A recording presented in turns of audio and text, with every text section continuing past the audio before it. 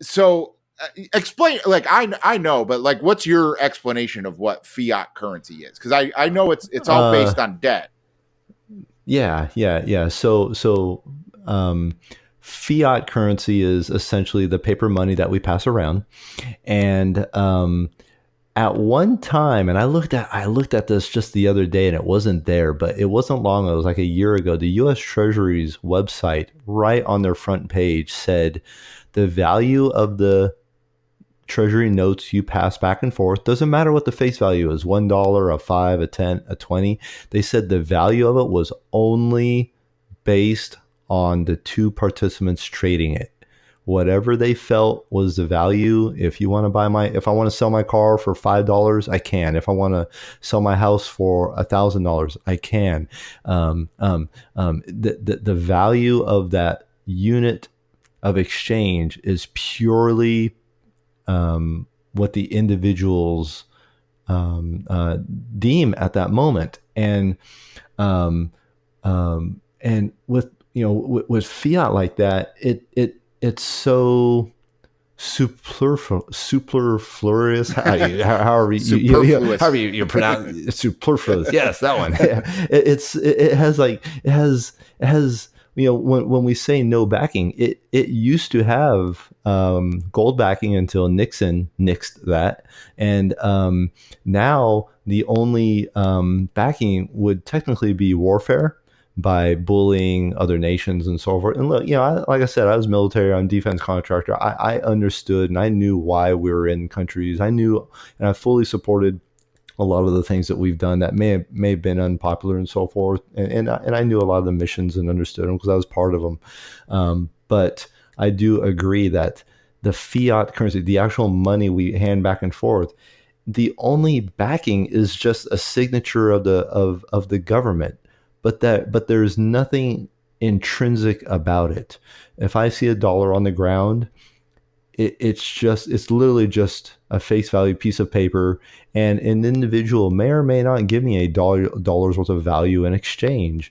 Now, with a cryptocurrency, you don't have to just have the exchange of the face value of the cryptocurrency. You can exchange assets. You can exchange any type of information encoded in the blockchain. So I could certainly have, there's a cryptocurrency called 0x, and 0x can encode like an Apple stock in it, right? So now I have it in my little digital wallet on my phone, and I can say, hey man, I'll give you an Apple stock for a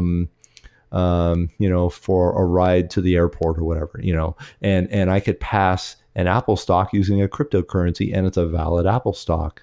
And we've never been able to pass stocks around like that, or I could encode records, like special like a will or something like that. Well, that has value. Certainly has value on the person who's still alive, who needs it, who wants to get that, the output of the will. Fiat, it's like Latin for like to decree or something like that. So it doesn't have any instinctive element to it. Yeah. You can't reprogram the dollar bill. You can't make it do any funny tricks. You can't encode anything in it. It's hard to transmit. I mean, PayPal's relatively new when you think about it. Right. I mean, Yeah. it's the thing that a grocery store gives you to fucking clean their bathrooms, and that's what fucking matters. It's what your fucking cell phone bill will accept as payment. And so, there's so much argument, and you touched on it there about like not being able to trade stocks peer to peer. There's so much argument especially when it comes to the regulation, but also the valuation of Bitcoin, of like, is it a commodity? Is it an asset? Is it a currency? Is it a what? Yeah. But the problem is it's Bitcoin. It's not any of those. It's Bitcoin. It's making history. It's not following it. And that's so hard to speculate. It's so hard to understand. But it's taken me to this point. I'm probably going on 3 years of being a crypto person. It's Yeah, yeah. gotten to this point to where I realize now that the dollar amount, the market value of Bitcoin, says far more about the US dollar than it does Bitcoin. Yeah, for sure, for sure, for sure. And here's the other thing. Like, if you take your U.S. dollars, bank accounts, and all that, just look at how much of a pain in the ass it is to move that stuff around.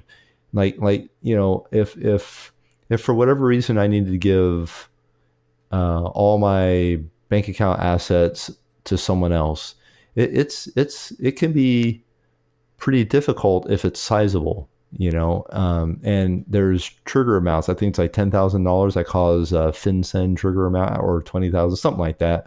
And IRS certainly is like looking at everything.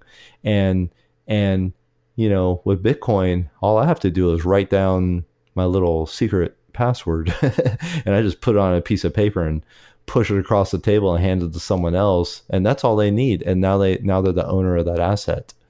And that's it. That's how simple it is. And no one knows. No one knows. I mean, there's nothing. I didn't have to ask anyone's permission, and it was instant. And I did it in the middle of the night on a Saturday night. I don't have to wait till Monday morning. I don't have to wait 3 days for a bank transfer. I don't have to get bank permission if it's sizable amounts. The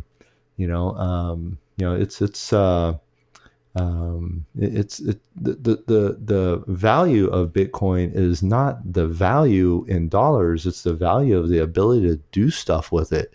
And to me, that's the utilitarian nature of it, is just amazing. And it's always being upgraded. The US dollar has not been upgraded since it was developed. It's still a piece of paper with a president's face on the front and a 1 on it. And that's it. That is all you can do with it. But with Bitcoin and all the other cryptocurrencies out there, you can do some cool stuff. Cool